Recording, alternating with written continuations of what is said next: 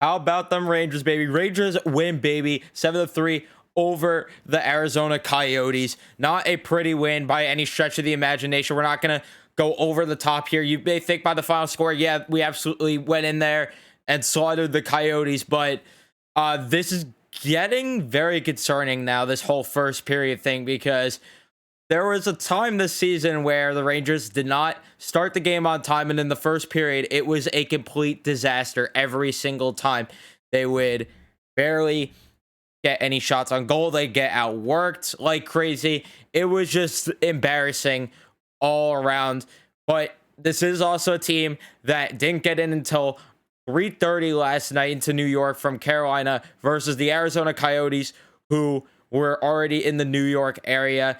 And I know you're gonna be like, they're professional athletes and stuff. Yeah, but they're going against other athletes. Even though it is the Arizona Coyotes, it's still professional athletes at the end of the day.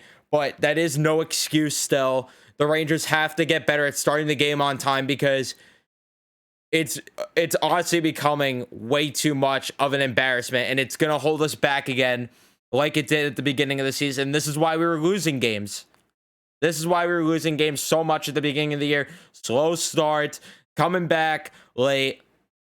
But Igor definitely did get off to a slower start. There's no doubt about it. There was a lot of reads on pucks in the first period where it was a delayed reaction. You'd have a rebound. He had no idea where the puck went. He was all over the map at the beginning of this one, but either way, they come out with the win. Now, before we get further into this, be sure to leave a like on the video if you do enjoy this. Subscribe if you guys are Ranger fans, especially. We do every single Rangers game here on the channel. Of course, we're over halfway through the season at this point. And did I say turn notifications on? If not, turn notifications on so you know exactly when I upload these videos. And also, we may get another video, as I need to check Twitter now because I put it on my mind. But yeah, in the third period, we started to get rumors about Jacob Chikrin. Now, a deal has been offered, which is a huge thing, bigger than people are making it out to be on Twitter, that the Rangers made an offer for Jacob Chikrin.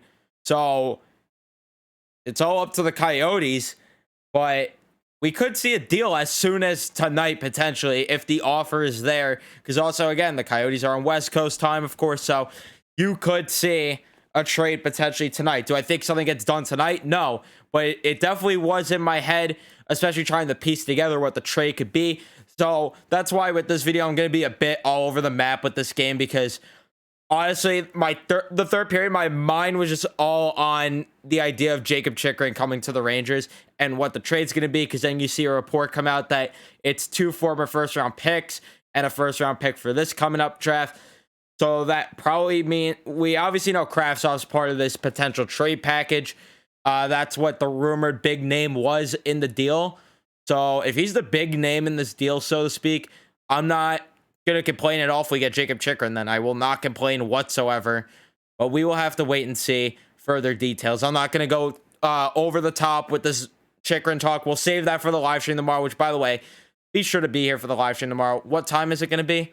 Not sure, but we're going to go live tomorrow, talk some Rangers, especially if the Jacob Chikrin thing heats up and potentially gets done. We're definitely going to go live for that with the breaking news, which, now that I'm talking about this, I should definitely get a potential thumbnail ready just in case. But let's talk about the game. That's what you guys are here for. Shots on goal, 29-27 in favor of the Coyotes.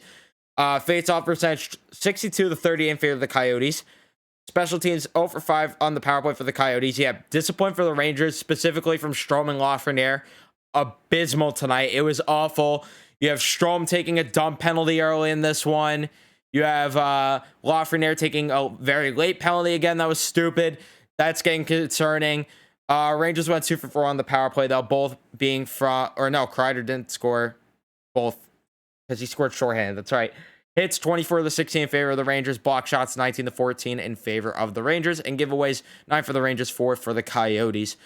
So, yeah, a lot ended up happening before the game started, or while the game started. So, Capo Caco goes out for warm-ups, and it's then learned that he ended up being a late healthy scratch, and Julian Gauthier, who did not participate in warm-ups, would slot into the lineup, that being on the third line then, and then Dry and Hunt ended up taking the first line spot.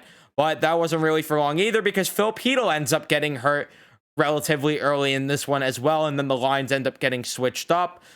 So really, when we talk about the lines in this video, it's going to be more of what the lines were later on. But let's dive more into the action here. Liam O'Brien scores from Eriksson and Gostisbehere early in this one. I don't even remember what happened on this goal again. My mind is all over the map with how much happened in this game. I believe this is the one, though, where Patrick Nemeth, I don't know what he was doing, but he was just following Braden Schneider around like, yeah, he just leaves his man wide open, lets him walk in, and the Coyotes go up early in this one. But then not too long after, Jacob Trouba with a shot from the blue line. He responds from Zibanejad and Kreider. So the Rangers tie this one up. But then Andrew Ladd not too long after scores from Fisher and Nash. Riley Nash, that is. And then I believe this was another one where it was just piss poor coverage from Patrick Nemeth. And yes, it was, to no surprise, which Patrick Nemeth, when the hell is he going to be out of the lineup? I pray to God, just if there's a God, please tell me that Patrick Nemeth is going to be part of this Jacob Chychrun deal if it gets done. Just please, for the love of God. But yeah, in the first period, the Coyotes were just completely dominating them, getting way more opportunities. Shots on the period ended up being 16-4 in favor of the Coyotes. Definitely looked like a slow start, as I expected for the Rangers. I said it last game that last night after, I should specify, I said it last night, don't be surprised that the Rangers come into this one slow and look sloppy. This is a game where they're coming off a road trip and then they ended up getting in late because of bad weather. The Rangers were prepared to fail this game. They were set up to fail this game in all aspects, especially because Turk, I don't know what the hell's going on, but he's not getting the team prepared on time, and it's concerning. Second period, Clayton Keller scores from Schmaltz Boyd. I don't know what the hell happened there. Jacob Trouba tries to clear the zone. A weak attempt. It ends up hitting the zebra. Keller ends up scoring, though. Keandre Miller, I don't know what the hell he's doing there either.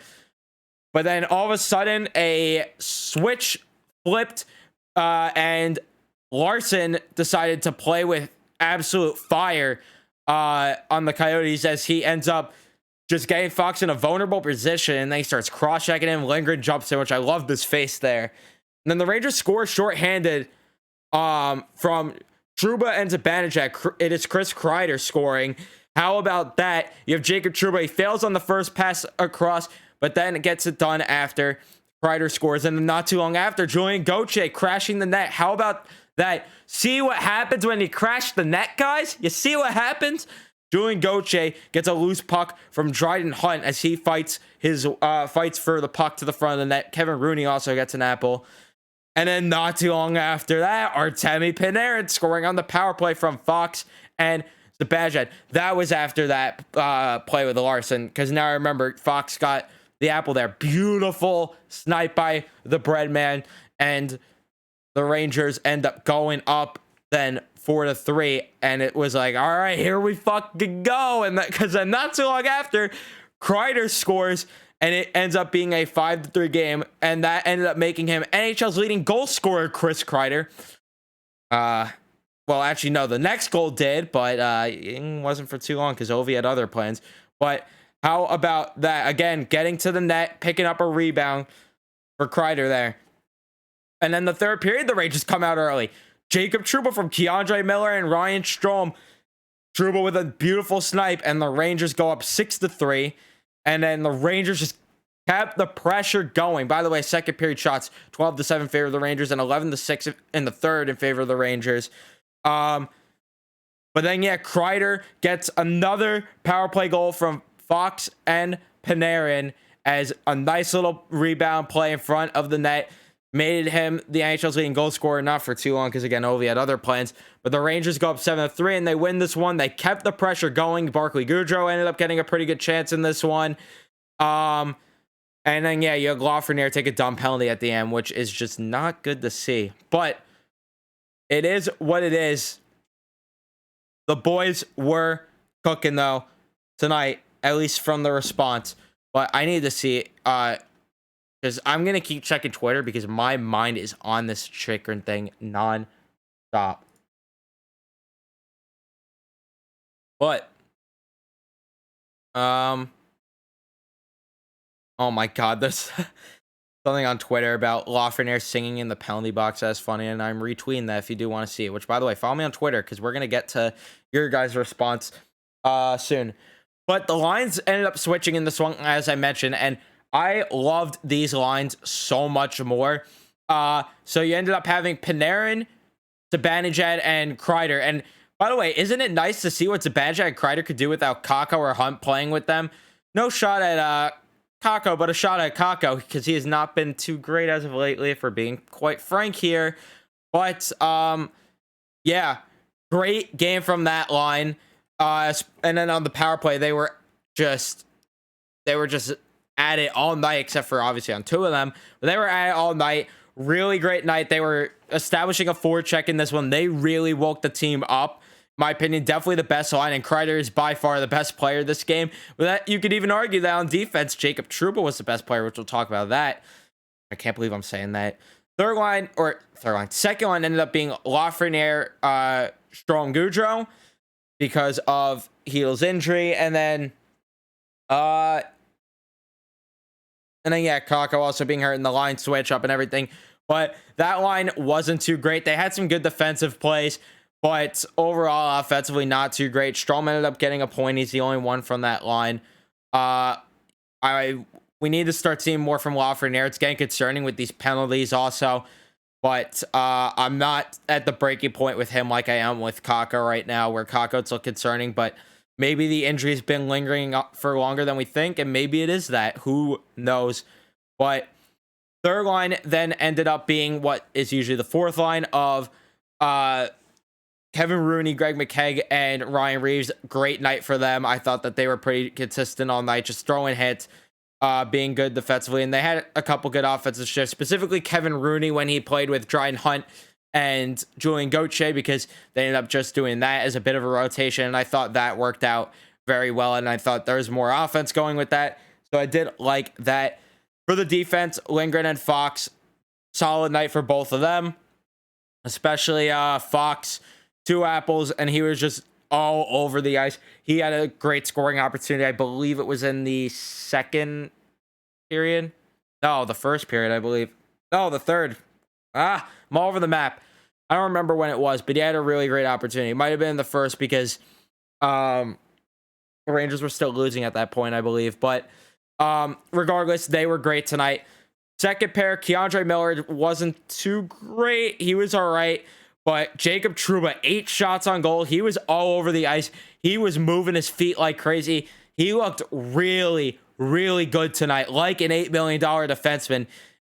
Besides from that one defensive miscue on the Clayton Keller goal, he was great all night. So I definitely was a fan of his play. And then for Nemeth and Schneider, again, one guy's dragging down the other. Poor Braden Schneider. Please free the guy. Jacob Chikrin. The trade just needs to freaking happen because I cannot take Patrick Nemeth anymore. I don't know why the hell this guy's not in the press box, but getting frustrating. It's getting frustrating. But let's get to Twitter because I am exhausted here and my mind is just all over this Jacob Chikrin thing. And just in case anything breaks, I want to be prepared. So let's get to Twitter. New York South 24 says, "What a fucking win, baby." Chris Kreider for Captain Trouba looked great. Completely agree with both things. I don't know why Kreider's not the captain. He needs to be the damn captain already. It's ridiculous at this point. And yeah, Jacob Trouba, it's ridiculous to say Kreider was the best player tonight considering how insane Trouba played. That was probably his best game as a Ranger. We said that a couple times this season, which is really refreshing. But again, all in all with this win, I'm happy they won the game. I'm happy with the response. But we have to be concerned, and we can't just be all party mode and everything about this win because it's getting concerning with Patrick Nemeth. It's been concerning with Patrick Nemeth. Let me make that clear. It's been concerning with Dryden Hunt. It's getting concerning with Lafreniere. It's been concerning with Kakko. It's been concerning with Hedel. It's concerning with Miller.